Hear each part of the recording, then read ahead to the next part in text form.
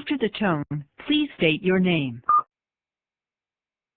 Consider equity concerns and how they impact the evaluation of student performance. And as we have done before, we want you to think about how throughout the units we've discussed ways in which race, gender, ethnicity, poverty, language, etc. all come into play, and you've looked at a variety of student characteristics as you've gone through your classroom observations and your narratives, your reflective pieces, and so we'll be taking a look at how that comes into play in evaluation as well. Number 4, discuss related research findings and persistent patterns. And this particular section has quite a bit of research in it, and I would remind you that in the back of your book you have a very specific bibliography that is divided into the various units, and Unit 5 has all of the references for the research that we'll be discussing. Number 5, examine the importance of critical inquiry, higher level questioning, and multiple teaching modalities that appeal to a variety of learning styles. From the beginning, we talked about the importance of engagement and participation.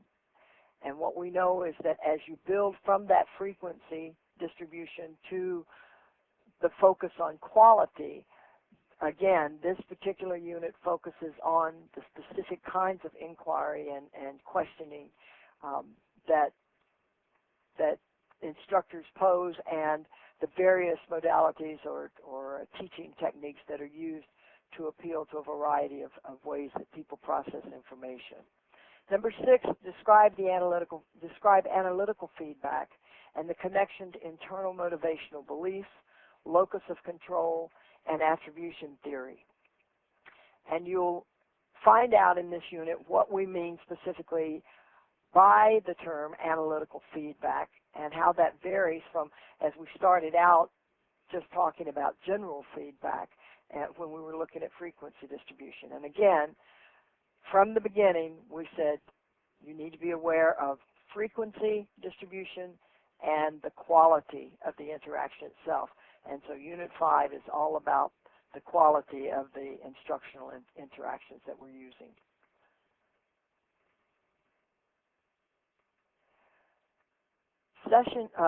Objective 7 is to summarize the main strategies covered in the series of sessions and to assist all of you in developing an action plan. As Freda said, there are some expectations in follow-up to this, and we'll give you some tips as far as some of the planning that you're going to be doing. Now, the first survey that I have for you, I realize that all of you have not had a chance to get your written work in. I want to tell you that I've been very pleased with the written work that I've received, and part of the reason that I have given you kind of a broad assignment is because practicing what we preach, hopefully we know that people process information differently, and I wanted to give you a range of ways that you could meet this written assignment. So these survey questions are designed to just kind of get a general reaction from those of you who have had an opportunity to do the practical application piece. And these are simple yes and no questions, and I'm going to ask Greg to put the poll up, and we're going to go through these 4 questions, and each one of you will have an opportunity to respond simply yes or no. Okay, I had to split them up, so we're going to have to do one each. That's fine, Greg. So here's the first one. And if people would choose yes or no. And the question is, did the research and analysis covered in the previous session, and that would be on Units 3 and 4, help you to focus on, really we're talking about some more essential instructional and behavioral elements, just as we did in Unit 1 and 2.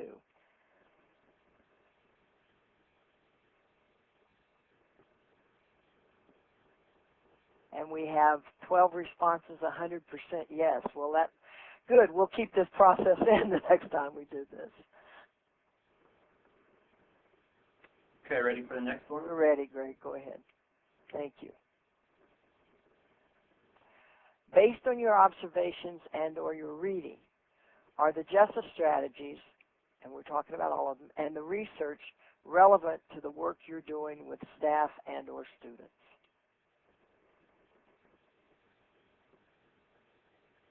Okay, we have 10, we have 11. Okay, so we have one person at this point. Okay, 13.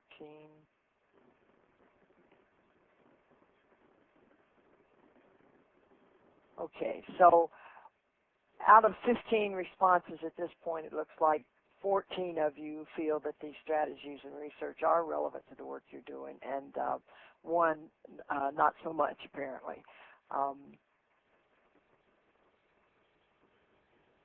Okay, ready for the next one? Okay, go ahead, Greg. All right. I was always taught as an evaluator that you don't want 100% response. You need at least one for validation. So, 100%, but that's okay. Did the assignments help you apply the research and other information to practical settings? And obviously, this would be for those of you who have the opportunity to apply the research and information to practical settings. So, I recognize that some of you did not have that opportunity. So it looks like 9 of you have.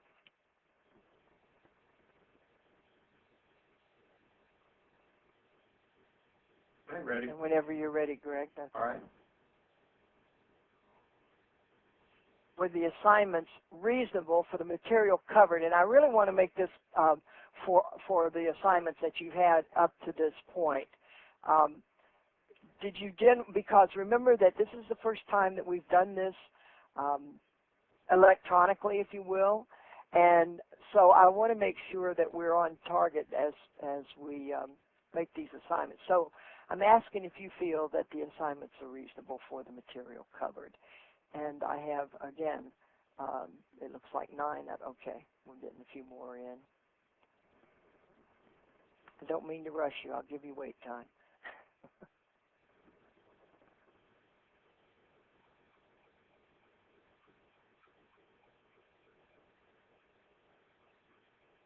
Okay, and again, it looks as though 11 of you feel that they were, and 1 not. And I won't ask anybody to put themselves on the spot and let me know why that, but perhaps you could respond to me individually by email or something and let me know, because I do recognize that sometimes it has to do with your own personal areas. So 91% to 8%. Okay, Greg.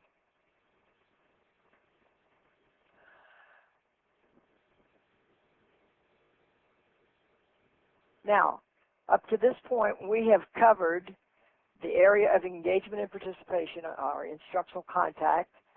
We've covered the areas of grouping and organization, classroom management and discipline, and understand that I knew that in all probability there would be some of you for whom this particular one would not be as relevant or as appropriate.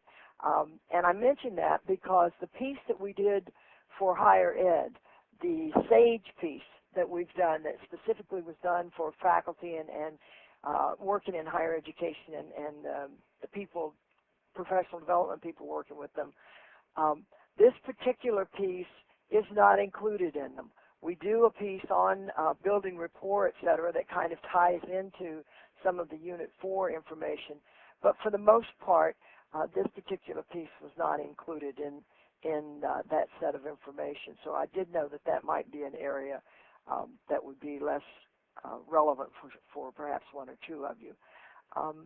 And we've covered this section on self-esteem, self-efficacy, self-concept, et cetera. So now, having covered all 4 of these, that brings us to the session on evaluation of student performance.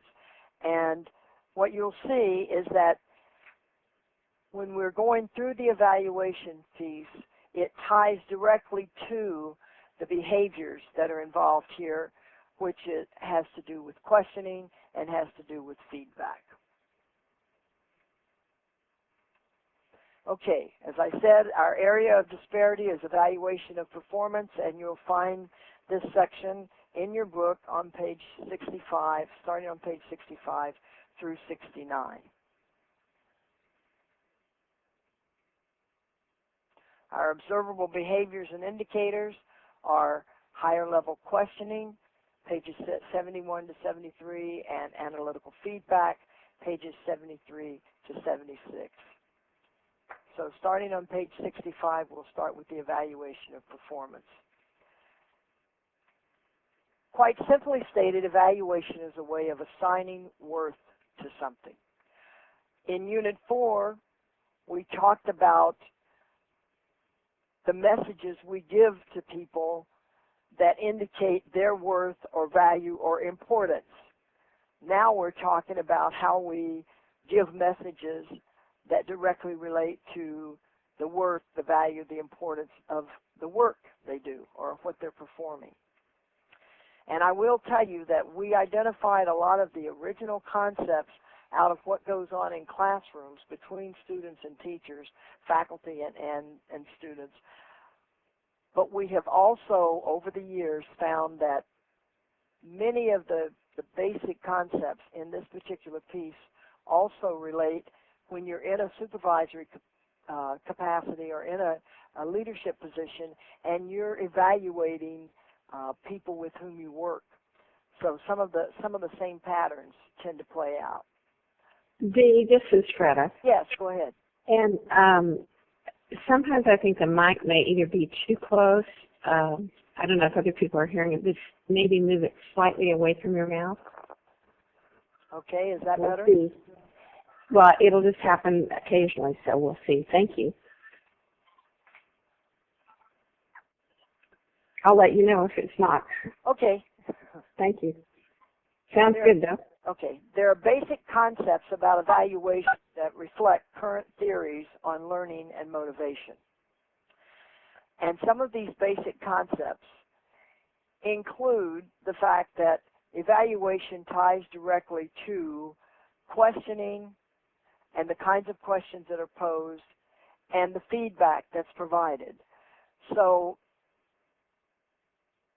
when you read through the research on evaluation, and again, I'll remind you that you have these references in the back of your manual, Macmillan talks about the fact that good assessment enhances instruction. And some of you are familiar with Grant Wiggins, who's done a great deal of work in this area, and he specifically in his work connects assessment with student motivation, with engagement, with learning, with some of the other strategies and principles that we've been talking about.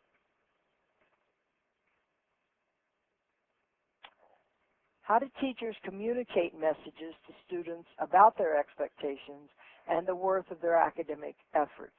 And again, to repeat, two forms of evaluative activity are the academic level of questions that are addressed to the students and the type and quality of feedback provided to the students. So what we have found over the years is that there's a very big difference between the kinds of questions that we pose to students for whom we have high expectations and others, and also the type and quality of feedback that we provide those students. In your related research findings, which start on page 66, and I really encourage all of you, again, to kind of scan through these and highlight the ones that tend to resonate with you, if you will.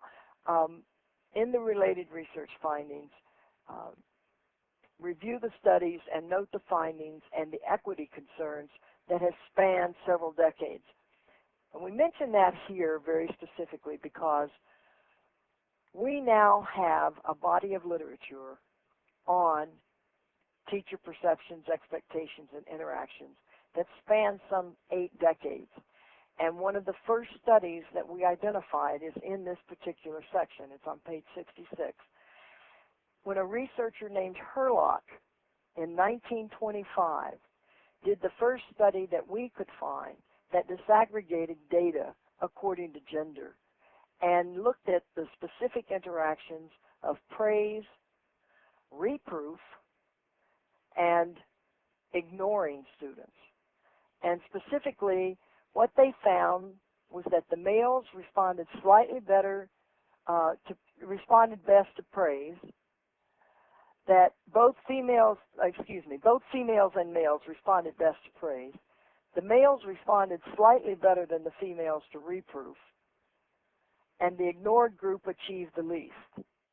And we make the point that that has been replicated in a number of ways over and over throughout the decades, and basically it remains the same. From the beginning, when we talked about instructional contact and we talked about attention, we mentioned that we still find that negative attention tends to rank higher than no attention at all. And so it's interesting to me that as we've come through the decades and we've looked at all of these interactions, et cetera, that some of these findings have persisted. Then as you look through some of the other studies, you'll see that documented differences in the learner characteristics provide evidence for why teachers need to use a range of teaching and assessment practices. So again, over the years, we've heard a great deal about the fact that people do process information differently, and because of that, we've had to expand how we teach, and we've seen tremendous changes in this in the last 10 to 15 years. We've expanded how we teach, and that also requires us to expand how we assess or how we evaluate.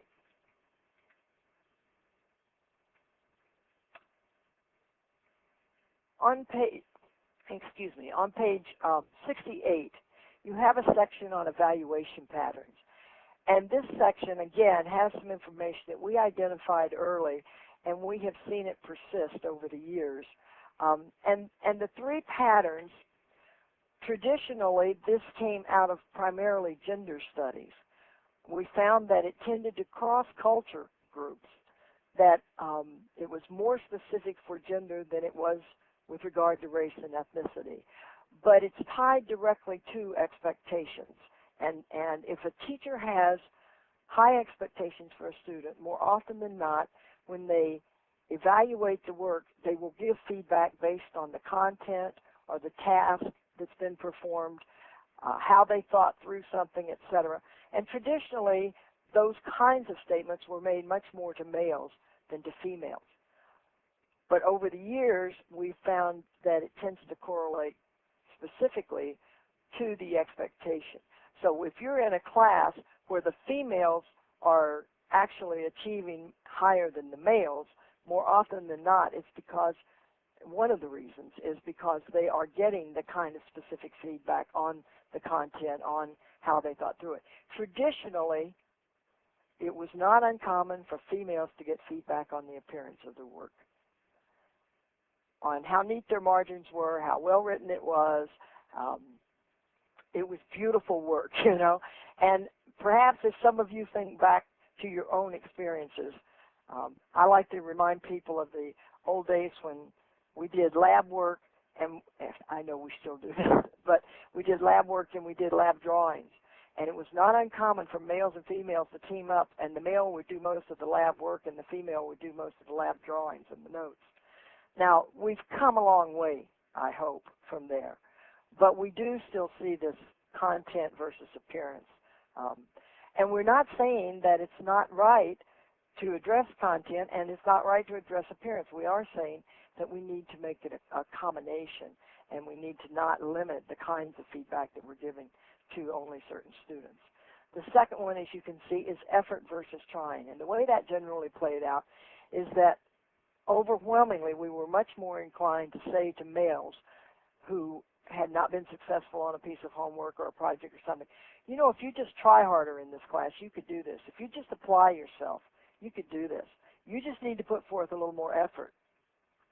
On the other hand, a female who perhaps had not quite accomplished the same piece of work or something, it was not uncommon to hear the teacher say, well, you tried. Now, when you give that message, you're giving two very different messages. You're saying to the student that you're encouraging the effort for, you're not saying that you don't think they're capable. You're saying you just haven't applied yourself. When you say to someone else, well, you tried, you're basically saying you don't have it because you don't have it. So it's a way of basically implying, well, that's probably as well as you can do. And again, I'm not saying that We don't ever want to encourage people to try or accept trying. And we also want to encourage people to apply more effort. But sometimes, and males have reported this to us, you know, they may have worked their tushes off on something, but it was just automatically assumed that they hadn't really applied themselves or they'd been goofing off or something. In the third section, work through versus demonstrate means simply, and again, when you're in those technology classes or you're in those science labs, etc., being aware of with whom the teacher is more inclined to pick up the pencil, pick up the mouse, pick up and show the student how to do something, as opposed to saying to the student, well, you know, you need to read back through your directions. You've used the wrong principle, or you've applied the wrong concept. Just read back through it. You'll find it. And more often than not, traditionally, we have been much more focused on the males when we tell them to work back through it or read back through it. And females traditionally were the ones for whom we would take the pencil and do the problem or finish the sentence or finish the word, etc. And again, you can spot these in interpersonal interactions as well sometimes. We're not saying that it's inappropriate to demonstrate or to do it for the student or to tell the student to work through it. But again, being aware of not doing only one for a certain group and one for the other group. You notice I put a parenthetical note here. Learned helplessness. That's a concept that we've learned more about in the last few years. And what we see is that sometimes, even though we're attempting to be helpful, we can, in fact, contribute to this concept called learned helplessness when we are too quick to pick up the mouse or take the student off the spot, if you will. Internal motivational beliefs. I mentioned that Wiggins has tied evaluation to motivation, and in the beginning, we talked about, in the overview and at the beginning of your book, you have a section that talks about success being tied to motivation, to attribution theory, to locus of control, etc. And I want you to be aware of the fact that the four main factors that have been identified as contributing to internal motivational belief systems are the four that I have on the screen right now. When we talk about internal motivational beliefs, when we discussed motivation early in the series, we talked about the fact that there are external and internal aspects. And on the internal motivational beliefs, we know that we can want something for our students or for someone else, but until something triggers in them that says, I can do this, or I get this, that aha moment, that really is the key to success. And so as educators, we tend to spend a lot of time doing things externally that are designed to trigger these internal motivational beliefs. And these four factors are key to remember on this. First of all, if I believe that something is useful to me, I will tune myself in, I'll pay attention, I'll be there. If I don't think it's useful, if I don't think it's relevant, then in all probability, I'm not going to spend a lot of time on it. I'm not going to bother with it very much. Secondly, if I have confidence in my ability to learn something or to do something, then I'm there. If I don't have any confidence in my ability to learn it or to do the activity, why would I put myself in a position of being embarrassed? And lots of times we work with people who have very little confidence in themselves, and we have to do things that give them messages that say, I have confidence in you, until they can start having confidence in themselves. And the strategies and the techniques that we have been focusing on in GESA are designed specifically to carry that message and to help students increase their confidence. The whole area of role perception is one that is especially relevant for those of you who work with non-traditional students or people who are attempting to go into non-traditional career areas, because the whole issue of role perception many activities, many career paths, many courses traditionally have been tied to the roles of male or female, have been tied to whether it's more appropriate for being male than female and vice versa. And over the years, what we've seen is that it tends to be much easier in our society for females to cross into traditionally perceived male areas than it is for males to cross over into traditionally perceived female areas. And the research has shown us over the years, and I know you're aware of this, that some of that is tied, when you're talking about careers, some of it's tied directly to money, because traditionally more of the male traditional role areas in careers have paid higher than traditional female areas.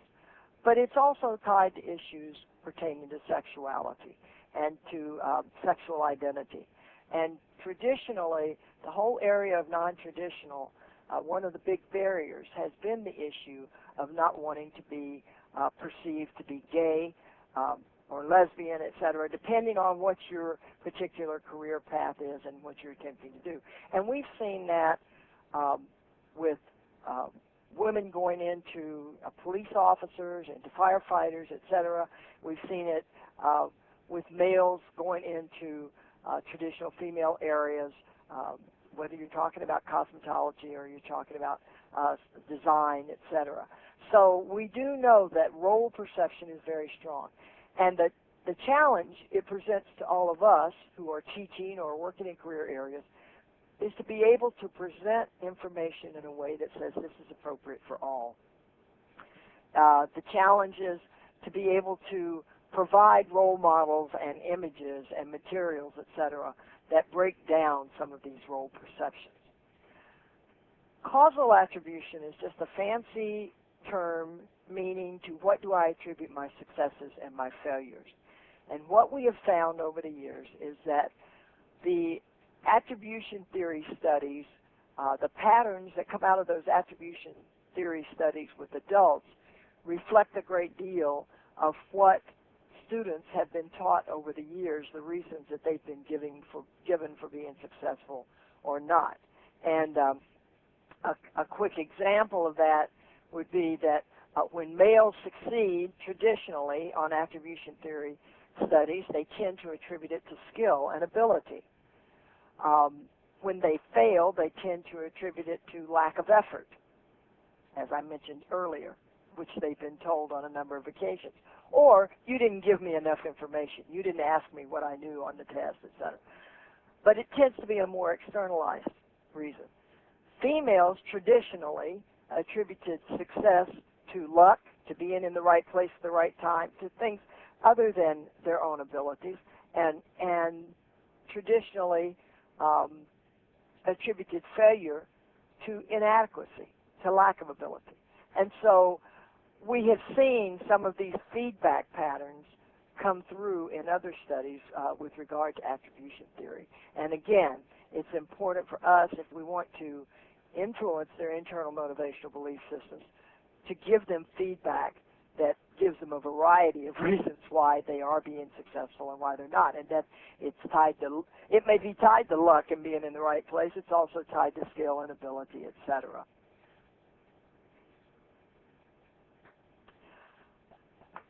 On page 69, we talk about the importance. We talk about, just briefly, we mentioned Gardner and Armstrong's work in multiple intelligences, and some of the work that's been done in learning styles. And depending on whose work you've read and whose you've studied, there's a lot of information out there about learning styles and about the importance of using multiple modalities. And these 5 that I have listed, in GESA, we encourage teachers to constantly be using modalities that are stimulating these various ways of processing information. So, you know, it's tied to body parts. We have ears, and a lot of people are auditory. A lot of people do learn best by listening. We encourage, if you're doing the lecture, similar to what I'm doing now, you also include visual so that you will appeal to your visual learners as well as your auditory learners. And the what we find is that it works similar to a camera lens. Once you open up and add more modalities, more people come to the party. More people have the aha. They get what you're talking about. Some people don't start getting the concepts until they have a chance to talk about it. And when you put people in small groups or in partners and have them talk to each other before you have them share at the large group level, keys to engagement, if you will, it gives them a chance to verbalize, and some students truly think with their mouths open. So it gives them a chance to process before they need to be able to express to you. The whole area of tactile manual manipulatives. We've learned over the years in math especially that that's been one of the big transformations in the study of math, is to involve students in manipulatives and give them opportunities to literally work through with their hands. And then kinesthetic learners tend to involve the whole body, but we also know that it's important for all students to have the opportunity to practice all of these. Yes, some have certain dominant areas based on a number of reasons, some of which is genetically based, but a lot of it is the result of socialization. We tend to learn best the way we have done it or always done it. And so it's important to encourage students. See, this whole area of tactile learning, writing is another way of tactile learning, of tactile processing.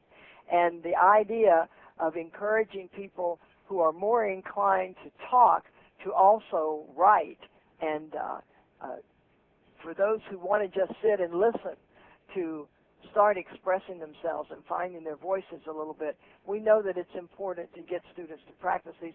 And it's a little bit, we have some sports analogies here. It is a little bit like learning to throw a ball. The more you do it, the better you get. It is skill building. There is some practice involved that can expand it. Out of all of the research, a couple of things that we have found. First of all, the research unequivocally tells us that multiple modalities are more effective than any single modality. So it is important to use a variety of techniques. And tied back to the evaluation piece, a combined approach to instruction and learning provides a broader base for assessment techniques. Dee, Yes. We have one question from Eva, and she wanted to know, is this the list that you just gave, is it the same list that is on page 69? I believe it is. I believe it is. Let me check. I think we have it. It's not in the same. Yes, if you look on page 69 on the right-hand side, we say GESA suggests that teachers constantly and the first thing is use techniques and processes that combine auditory with visual reinforcement. We bring in the wait time, provide students with time to think and reflect, and then encourage the use of manipulatives and the tactile, support the need to verbalize, and recognize the need for whole body. So the answer to your question is yes. Okay. It is on page 69 on the right-hand side. And this is Eva. I Yes. think I got myself confused between the list of multiple intelligences, and I thought, okay, does that mean the same thing as multiple modalities, because it's listed a little differently? Right. Yeah. Now, Basically, the multiple modalities are that's another way of It's just talking group, about yeah. using techniques for multiple learning styles. Okay. So it's tied more to learning styles. The multiple intelligence list is on 69 also, but it's on the left-hand side up in the margin. Do you see it at the top? Yeah. Okay. Yeah, I was looking at that list before I saw the other one, but I Right. see what you're saying. Okay. All right, thank you. You bet. Also, the multiple intelligence are tied to content a little bit more directly. Thank you for the question. Okay, we'll move into the two techniques that are tied directly to evaluation, and quite frankly, as we go through the units in GESA, we're basically attempting to get teachers to a point where they are using these two strategies with all of their students. And they're strategies that traditionally were identified as being used predominantly only with students from whom we expected the most, or the, quote, higher level students, if you will. And one of GESA's goals is to have people functioning at this high quality level with all of their students. Higher level questioning, and we keep this kind of simple. It starts on page 71. Higher level questioning, specifically for our purposes, is questioning that requires more complex mental processes than simple recall. And when we first started doing this work, we identified that roughly 80% of all the questions that teachers were asking in classrooms fell into that simple recall category. And some of that was tied to the fact that we didn't give them time to think. We asked a lot of yes, no, etc. And one of the reasons we do the units that we do earlier, I've mentioned before that they tend to build on each other. If students aren't participating, you first have to help them start participating by doing some different modalities, etc. You have to give them time to think. You have to give them time to process. And then when you come on up through Unit 4 and you're doing the probing, once you move beyond just listening and wait time and giving them simple feedback, but you actually start asking them, can you give me an example of that? Or what do you mean by that? Well, could you predict what would happen if I did this and this? At that point, you're moving out of simple recall questions and into higher level questioning. So in a way, when we do the practice in probing, and understand now, most of you have been going in and observing other people, but when we do this with teachers, with GESA, the traditional format, we actually have them back in their classrooms practicing these techniques and being observed as well as observing others. And so when they're practicing the probing, they are already they're moving into more expanded higher level questions. But the other key is, over this process, the students are being reconditioned as well. So they are getting used to participating. They're getting used to taking time to think. They're getting used to being asked what they think about something. And so by the time we get to this, it's not just being done in a vacuum. And years ago, there were lots of workshops on things like higher order thinking skills, HOTS, and some of those other areas. And people wondered why they couldn't just go in and do a questioning workshop with teachers and have it take. Well, it's because there's almost a systemic restructuring that has to go on, not only with the teachers but with the students, because of what they've been conditioned to respond to. So that's why we do this in a more systemic and methodical way, if you will.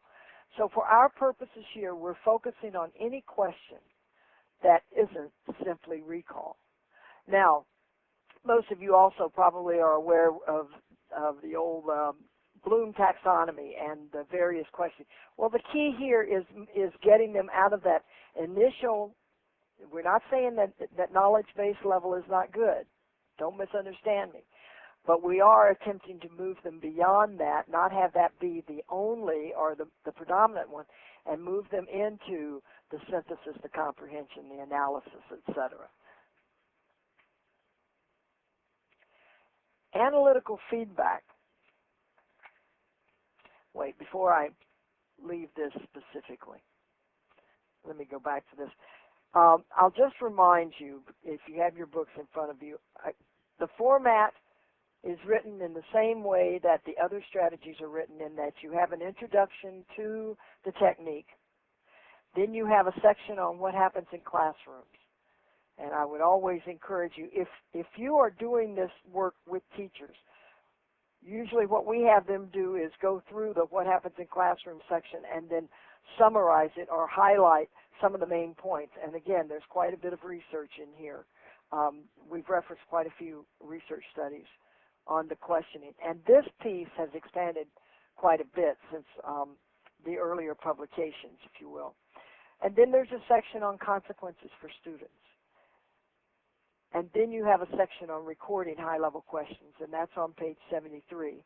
And you'll notice that we say basically anything that's not a simple recall, you would mark.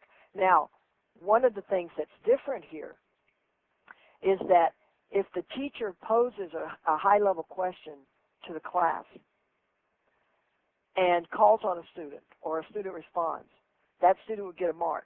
If another student responds, without the teacher having to repeat the question or anything, that second student would also get a mark.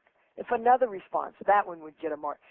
In other words, the teacher doesn't have to keep repeating the same high-level question for the student to get the mark. They can, what Madeline Hunter used to call pitch the question or beam the question to the whole class, and then any students that respond would be getting credit for a high-level question. Okay, analytical feedback.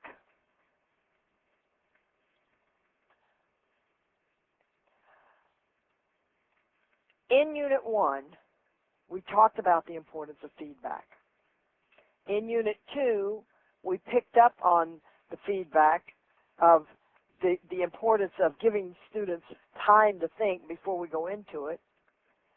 In Unit 4, we talked about the importance of listening to what the student has to say. And in Unit 5, we talk about giving students specific feedback. So in Unit 1, the question was simply, are they getting feedback or not? And one of the equity concerns tied to that was that there were students who always got some kind of indication from the teacher that they had been heard or observed, and others who never got any indication. In Unit 5, just giving feedback doesn't count. When you give that feedback, there has to be some kind of tagline or additional bit of information which gives a reason or an explanation for why the student's answer is on target or appropriate or acceptable or unacceptable. And you'll notice that we say it's feedback with a reason or an explanation. It explains why the student's response is acceptable or unacceptable, and it provides specific reasons. It's positive, informative, and helpful to the learning process.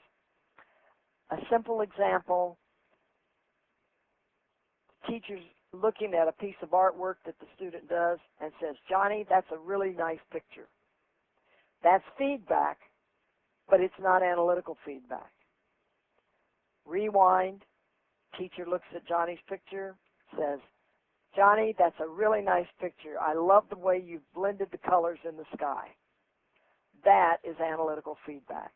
I've said to Johnny, this is why I even made the comment in the first place. I'm in a math class. I see a student has an incorrect answer. I take a look, and I might say, that's not quite right. That's feedback. It's not analytical feedback. If I rewind, say, that's not quite right, read back through your instructions. You'll see you've applied the wrong principle. That's analytical feedback. It gives them some assistance. It gives them some direction. It lets them know where to go to see where they might be able to make their correction. If I have students working at a board and I notice that 4 out of 5 students are standing there working their addition problems, and I see one student who's kind of stuck and standing there, you know, with his hand on his hip and the chalk in his hand, I might say to one of the students that's doing it correctly, Nancy, I see that you remembered to total all the numbers in the right-hand column and then carry to the left. And more often than not, you'll see the student who's standing waiting all of a sudden start adding the right-hand column and carrying to the left.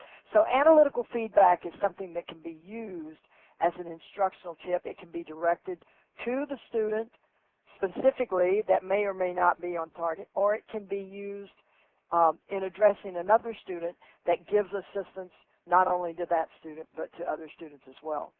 Another way of giving analytical feedback is that I might be eliciting responses from my students, and a student gives me an answer, and I might look at another student and ask them if they agree or disagree, and they will say, I agree or I disagree. Okay, that's feedback. It's not analytical feedback. If I say, why, to the second student, and that second student explains to the first student why they agree or why they disagree, that student is then giving analytical feedback to the first student. And if you're observing and the teacher is facilitating the class in a way that involves the students in that kind of process, then you can record analytical feedback. I'm spending a little more time on this because this is one of the interactions, one of the strategies that's been identified as a really important strategy with regard to the quality of teaching and instruction. But it's one that's used the least and one that's used the most exclusively with only certain students. That only certain students get this analytical feedback. And yet over the years the research has really validated the need for specific feedback to students. I want to go back to this. I know most of you are muted. Let me ask, I'm not going to spend a lot of time on this, but do you have any questions about these two behaviors?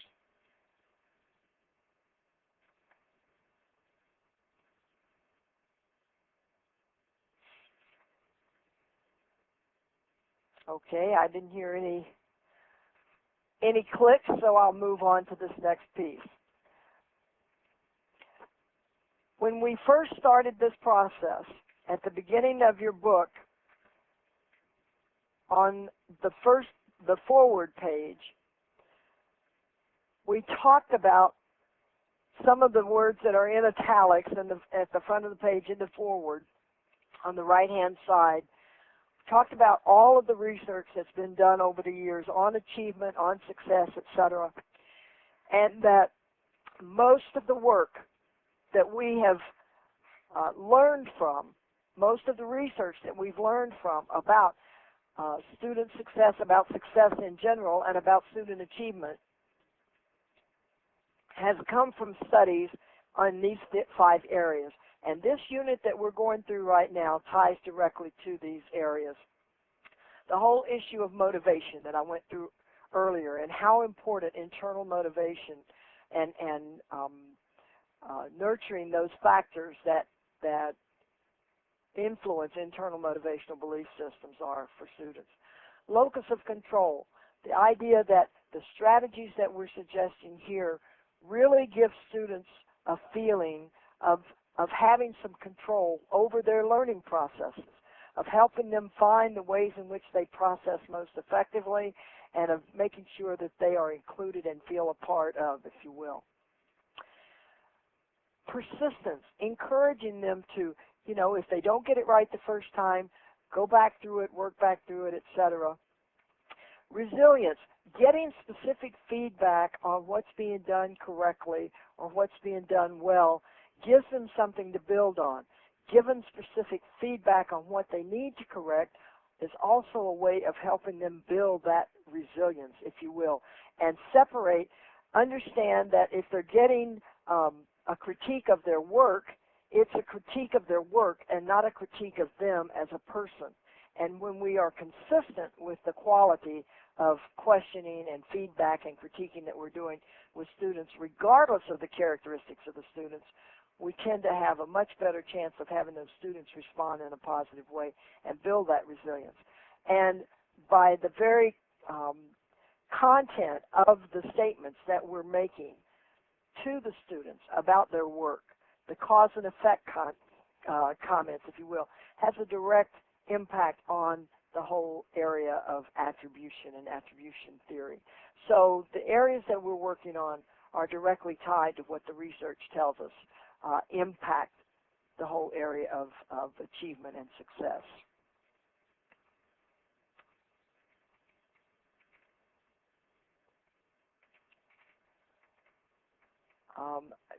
Greg, I'm trying to change this slide and I'm not getting any response.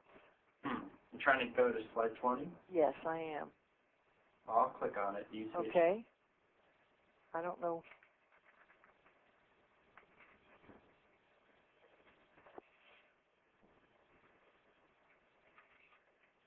You see me putting it up there?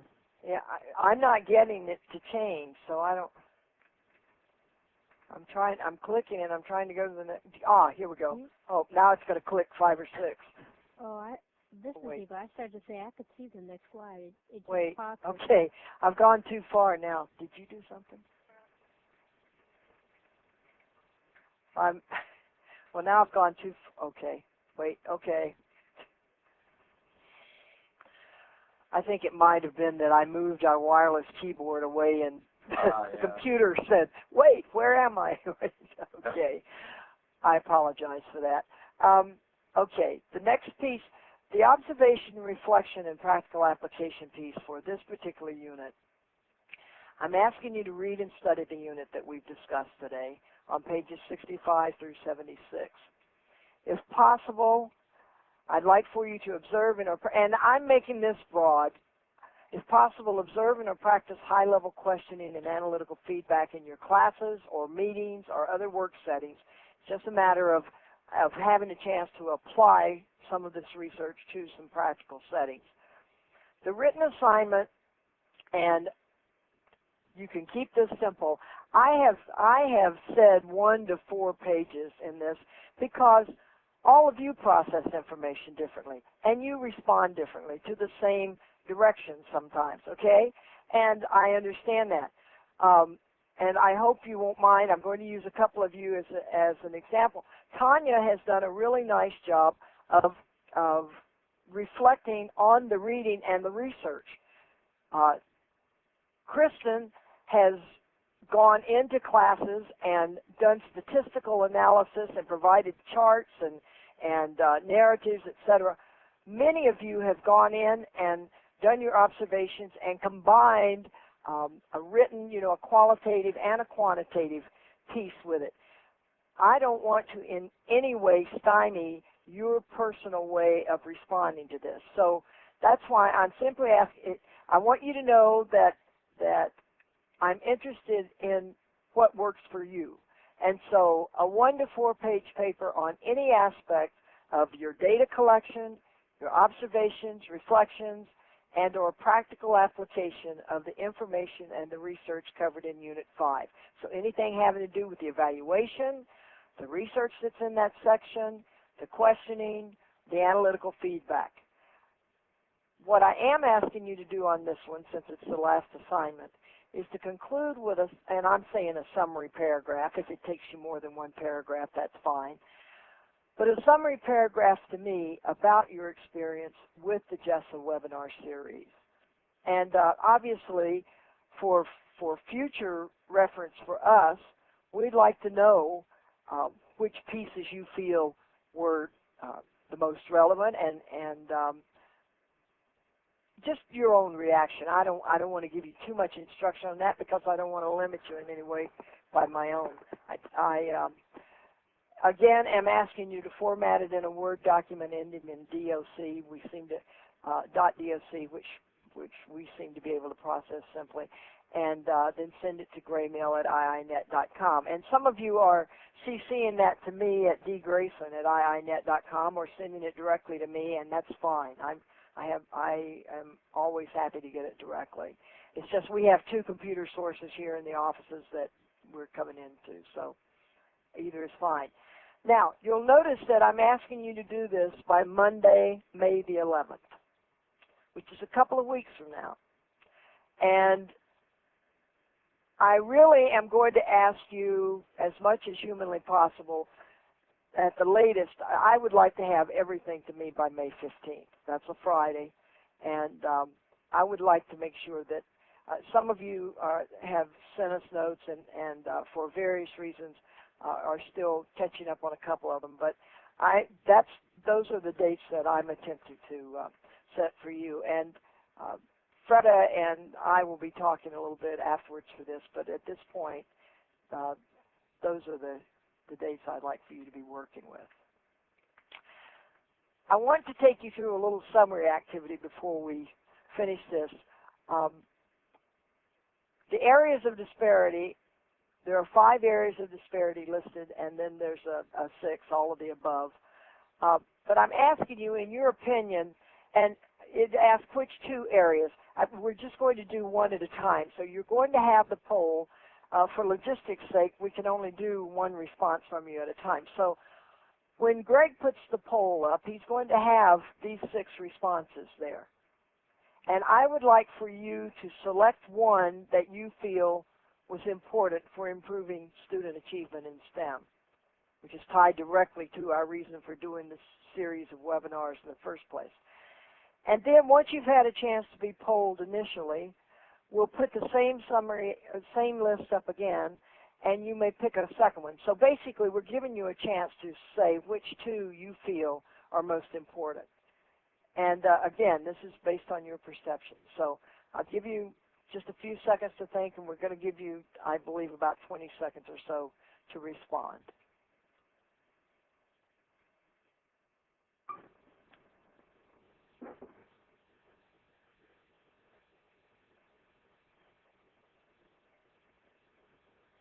Okay.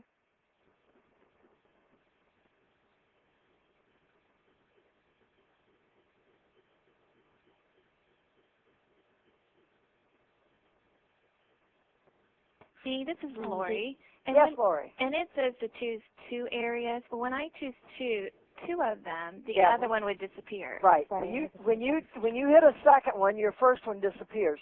So only hit one now, and then we're going to put it up again and let you hit a second one. All right. That's what I said. Logistically, we couldn't do 2 at once on this. So thank you for asking that question. So everyone just pick one, and then we'll see what comes up, and then we'll put it up again and let you pick a second one. So pick one that you feel is important.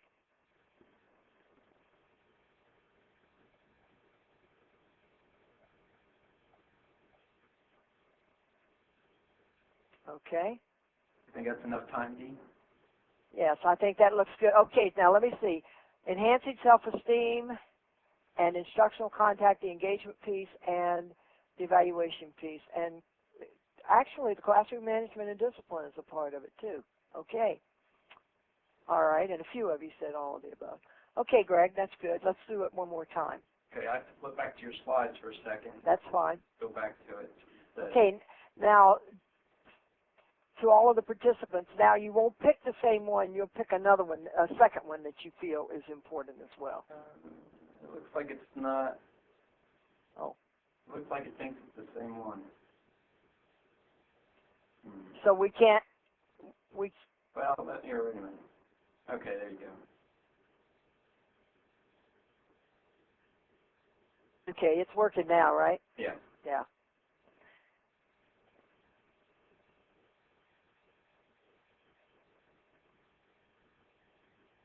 Okay.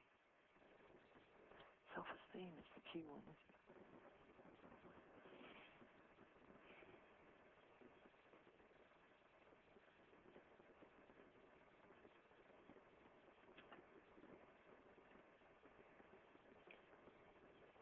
Okay, now we got a few in the grouping and organization piece, but that self-esteem piece and our research, most of the work we've done in our research would truly bear this out. The self-esteem piece and the engagement and participation, the importance of that and making sure that they're involved. And some of the others that are coming into play. Good. Good. Okay, let's try it. Let's go to the next piece. Thank you. Thank you for your responses. Okay, we're going to do this next one exactly the same way, in that you're going to be given it's the next summary, Greg. Oh, I'm the one that does that. I'm sorry. I'm sitting here waiting for you to change my slide, Greg. Oh, fast finger here. Okay. Now, the second one has the various instructional elements and strategies that we've been talking about. And you'll notice that I don't have the reproof piece in here. I've combined response opportunities and feedback to be the whole area of engagement. I've added listening to wait time. So if you hit 2, you're going to get 2 for the price of 1. You're going to get wait time and listening. We've added physical closeness and teacher mobility so that we're talking about a combination of how the students are grouped and moved and the relationship to each other and the teacher, but also the importance of the teacher's movement. Probing, and then high-level questioning and analytical feedback. So you have 6 options, and again, you can't do 2 on the first survey. You have to pick one that you feel is most important, and then again, we'll give you a second time to pick a second one that you feel is most important. Dee? Yes. This is Nancy. Can you go a little further into the difference between like probing and questioning and feedback? Yes. Is probing just a little bit less high level? Well, you know, Nancy, probing is tied directly to whatever the initial question was that the teacher asked. So if I ask a question which may or may not be high level, and a student says, I don't know, and I say to that student, well, do you remember yesterday when we went through this and this and this? At that point, I'm assisting that student, and so I am probing with that student. Or if I ask the student a question and the student gives me an answer, like a categorical answer, and I say, well, can you give me an example of that? At that point, I'm probing, but if I were working on Unit 5, not only am I probing, I'm also asking a higher level question. The minute I ask them to kick into a different thought process, it's not just giving me something back that out of the book or that we studied just, you know what I'm saying? That they have to think. So they are pretty related depending on how you probe. Right. Probing can be a first step into higher level. Okay. Okay. Yeah, that's why we have it in the framework the way we do. Okay, thanks. It leads into it. Okay, let's see what we've got. We have, okay, that whole area of engagement, key, and then spread out a little bit.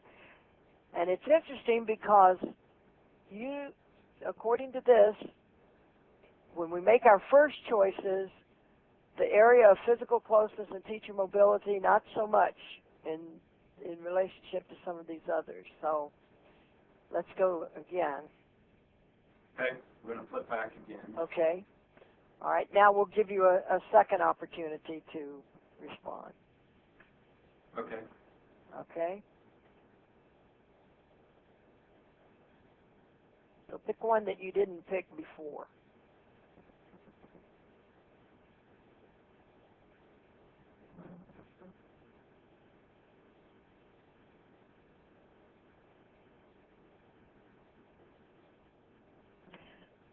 I have to tell you, I appreciate the fact that there is a smattering in all of them because we do know that all of them are important, but we also know that there are certainly some that have surfaced as much more. So, and your responses now are tying right into basically what the research has reinforced, which is the qualitative interactions absolutely are key. But remember that these are the interactions that we tend to see the least. On the other hand, and if some of you go back and read through some of your assignments and some of the work you've sent me, you're going to find that in those classes, those math classes and science classes, those STEM classes that you wrote to me about that were being successful, that you saw teachers doing really good things, many times you commented on the kind of specific feedback the teacher was given and the kinds of questions they were asking, etc.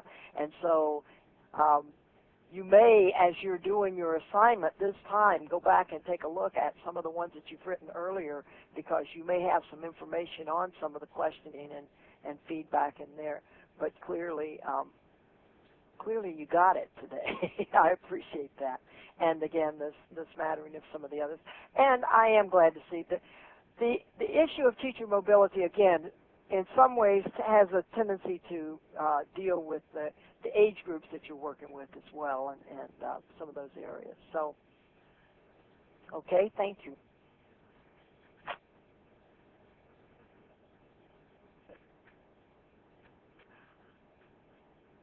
Okay.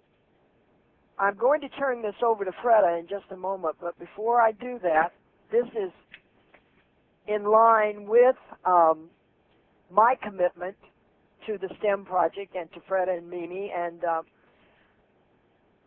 to make sure that we meet the commitments that we've made, and this comes right out of some of the agreements that we did. Following this session and this assignment, participants that have completed this series will receive a certificate of completion, and that certificate of completion will come from the STEM office. It'll be designed here in the GESA National Office, and it will have both Mimi and my signatures on it, and both logos. And we're going to make a statement on that certificate that you're authorized to do turnkey training on the information that you have received in this training, on the information provided. Now, you notice that we're saying using the GESA participant booklet.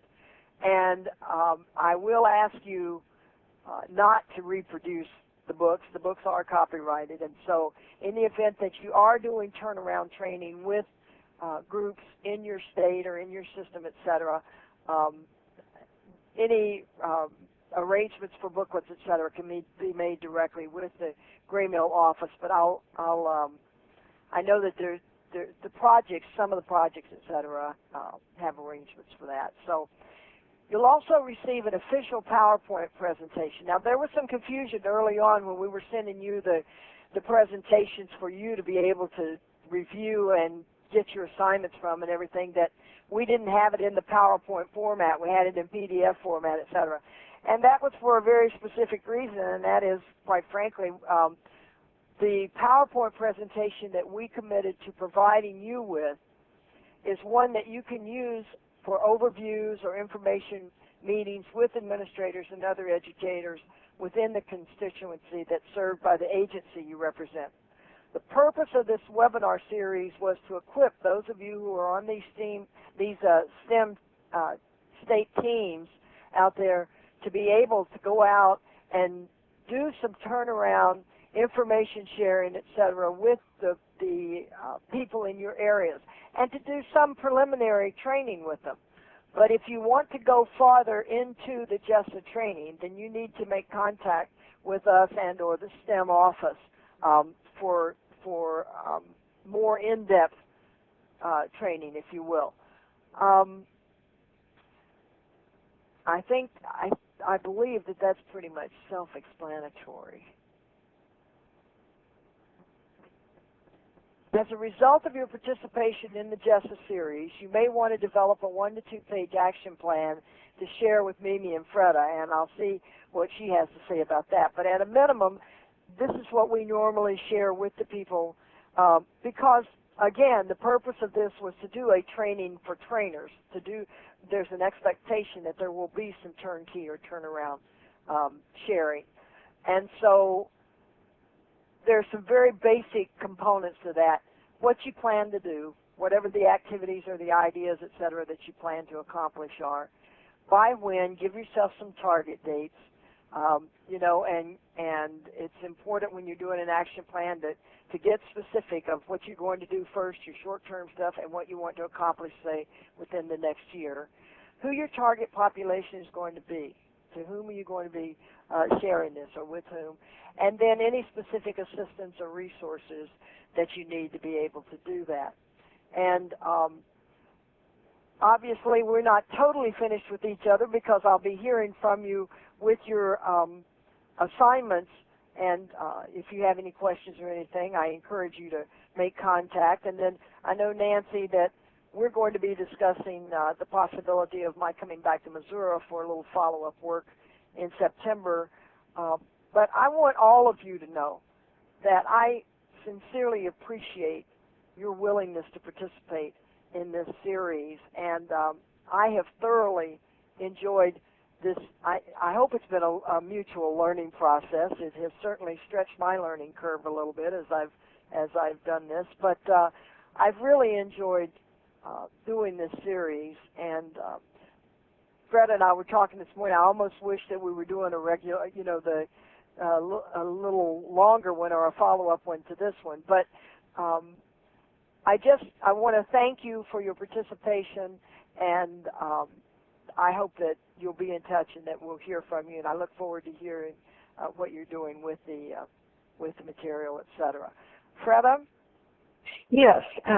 I'd like to follow up a little bit on the action plan that you have up on the screen right now, just to let people know that in about 6 months that our evaluator, Beth Farr, will be doing some inquiry to find out what has actually happened and if you have transferred knowledge from yourself about the GESA concepts to other groups or people. Also, I would like to be able to do an evaluation just to find out how this series worked. Today, you know, we were all online, I think within 5 minutes, except maybe one person. And so it was much easier. So it makes me know that we have to get through about 4 webinars altogether to be able to all be online and really be working on the content. But I will be doing the evaluation. I don't want to do it until after this one that you've evaluated this specific webinar, but just to find out how the series and did it work for you, what were the technology problems, those kinds of things. I think Greg and I are pretty aware of them, but just to let people let us know.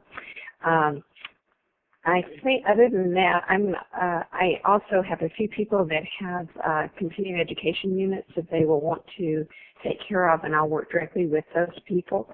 I will send a general email asking if there's anyone else that has now decided that they would like to get those units, and respond yes if that applies to you. Other than that, I just want to really, I know we have one question that I'm going to let Dee answer that I think some people might want to get off or they may want to hear it, but I do want to say thank you, Dee, so much. It's been a pleasure working with you. You're very professional in your presentations and very organized, and it was easy to understand, and I appreciate that. And also, Greg, all the technical things you've done behind the scenes continually. I know that all of us have appreciated you being there ready to help us. I think that's about it, unless there are other comments. I know that Eva would like for you to comment, Dee, on some additional information on the disparity and instructional elements that appear most important, and all of these factors, are they equally important? And Eva may want to come on and ask the question a little bit better. Okay, I have a question too before we go. This is Nancy. Okay. Okay. Before I take the questions, Greg, I want to tell you it was a real pleasure working with you, and I appreciate so much all the help and assistance you gave. Thank you. You're welcome. Thanks a lot. Okay, now, Eva, you have a question?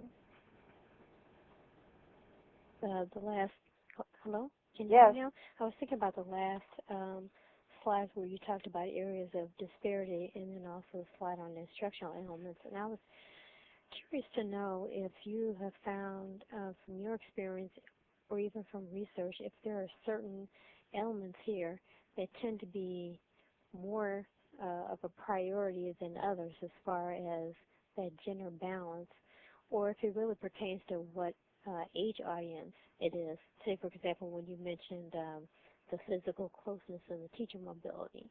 Right. I will tell you that the physical closeness and the teacher mobility tends to surface a lot more in the lower grades. Okay. And, I mean, that it tends to be, we tend to have many more opportunities to record that at the lower grade levels. But we have really found that even at the higher grades, at the secondary level and at the college level, if we can get people to break down that thing of I'm getting some feedback here.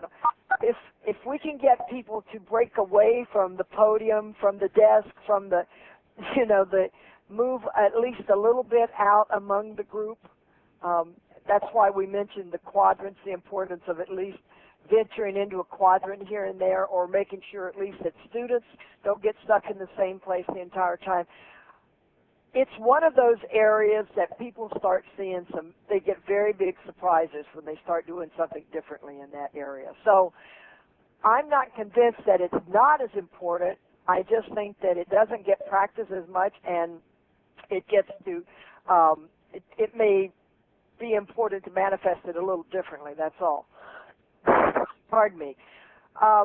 With regard to the areas of disparity,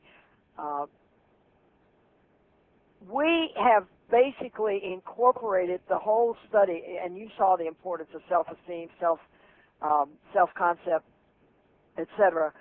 we have incorporated that throughout the units that we do with the higher ed piece, and we bring it into a whole discussion on rapport and motivation, the importance of building rapport and motivation with students. But the units specifically, the areas specifically that we find most directly impact the content is the first area, and the second area has to do more with structure and organization of the classroom setting and being aware of where people are, etc. And that tends to come more. But the last one that all of you pointed out earlier, the evaluation of performance tied specifically to how that content is being transmitted and in the questioning and the feedback. Okay, that makes sense. Thank you very much. Nancy, you mentioned that you have a question.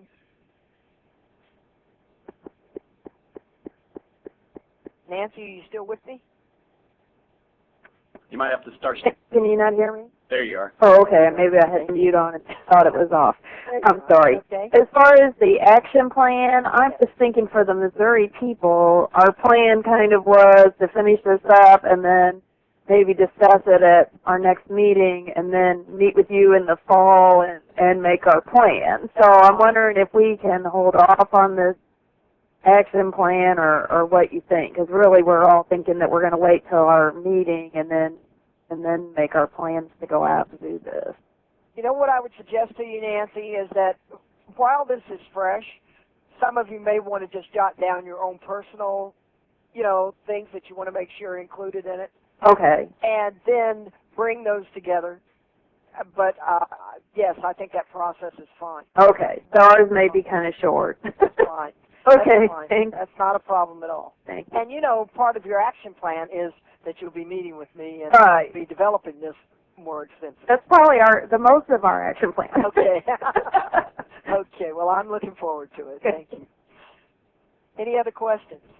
Nancy, this is Freda, and in relation to what Dee's answered and what you said, is that I do understand that yours might be. It could be that maybe what each person might jot down is just ways that they think that you all could utilize it, even though you may not do that.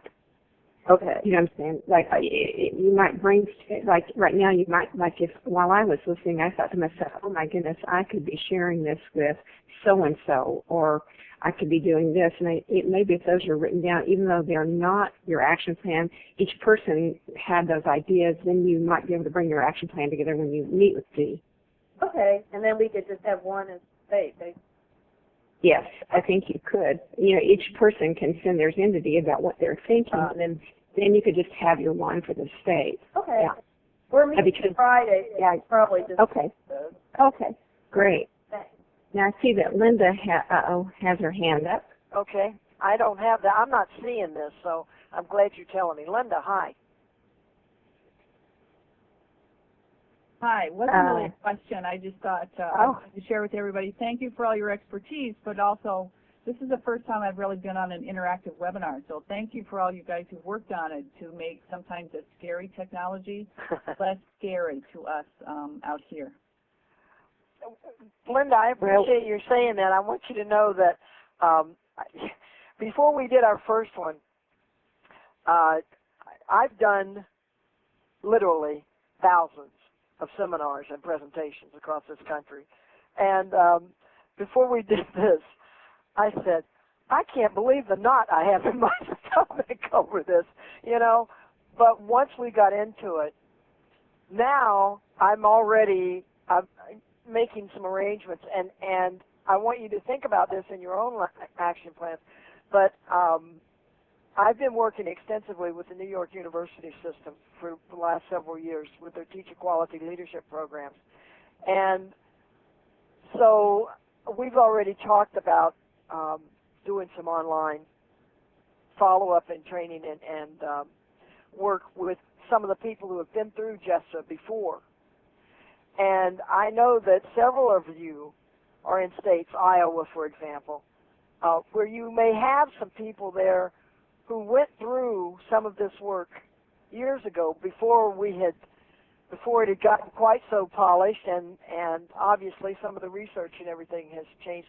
But some of you who are out in some of the more in some areas that have some distance between you and your communities, etc., I want you to know that we're going to be open to doing more of this work. And so personally, I really appreciate all of you and your responses. And I have to tell you, one of the things that really brought me around was the work you've done with your assignments, because all of you have really done a nice piece of work on your assignments. I've been really, really impressed. And I was not convinced that we could do this electronically and have people actually do something that would be that beneficial to them. So I appreciate your willingness. Thanks for that analytical feedback. Yeah. Well, and this is Freda just saying that I've been thrilled about it because it was an experiment for us, and I do feel that there has been depth in the assignments that people have completed, and that they have really gotten out in the field and done things, and yet we've, the technologies, even though every time we've had trouble with different things, we've been able to work through it. You know, Greg has always got answers for us to explore behind the scenes, trying to make things work for people, and so I'm thrilled about it. And I feel like that everyone has been a participant that has come online, stayed online, gone through it with us, helped figure it out. They've been persistent, which is one of the things that I think we all are supposed to improve our skills with, right? So thank you. Yeah. We have a core group that has been really impressive. Yeah. Mm-hmm. So this is Eva. I really appreciate this being WebEx. I mean, not WebEx, but online, because with the severe travel restrictions we have in the state, I already know that I will have to do at least some of this training online, and a lot of people have appreciated. What I will probably do is include ITV so that people can see each other. And yes. And Greg, if you're still online, I will be talking to you about doing that instant polling, because that is really cool. Sure. Isn't that neat? Well, and just another thing to share with you all is that we have we've been using the live meeting, and it's not really expensive like the WebEx, and we haven't really utilized everything at all that's available on it. Right. So it is something for institutes to look at and consider. Right. Anyway, yeah. Yeah. Well, are there any? Go ahead. Dee, anything else? I'm sorry. I couldn't tell if I was cutting out or what was happening here. No, we have talked about the fact that we would really like to add this component. Who knows, Freda, we may need to do another one of these. Right. I mean, it's been good. Yes. Okay, I think that we're probably ready to bring this to an end, but my palm is not functioning, and I need your phone number to be able to call you. Oh, okay. It's 661 661 821 2130. 2130. Any other comments or questions from anyone? Thank you so much, and have a great day. Anyone else? Thanks a lot, everybody. Take care of. Thank you. Talk to you soon. Thank you, everyone. Thanks, Greg. You're welcome. Thanks, Greg. Yeah? Greg, thank you. Oh, you're welcome. Good job. We did really well this time with everybody.